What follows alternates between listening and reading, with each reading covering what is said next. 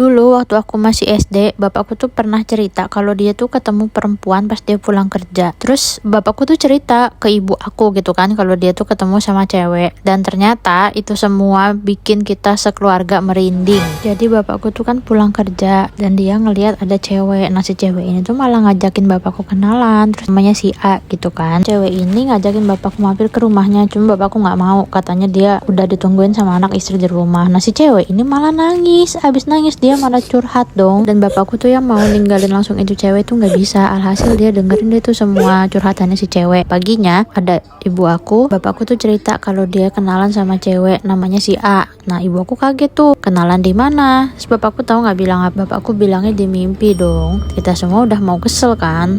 Terus bapakku bilang lagi, kenal nggak sama si A? Ibu aku bingung. Terus cuman bilang kayaknya pernah dengar namanya, cuman tahu juga gitu loh orangnya yang mana. Terus bapakku tuh bilang, coba deh kamu tanyain sama ibumu, maksudnya tuh nenek aku. Singkat cerita ibuku tuh langsung nanyain sama nenek aku yang rumahnya deket situ juga. Katanya emang bener di situ tuh ada cewek namanya si A, tapi itu udah lama. Jadi si A ini sempat jadi buah bibir gitu di perumahan karena dia tuh punya pacar si C, tapi sama orang tuanya nggak direstuin, malah orang tuanya tuh ngejodohin dia sama seseorang lah untuk jadi istri ketiga gitu. Terus pas pulang dari rumahnya dia, cowoknya dia si C tuh malah meninggal kecelakaan.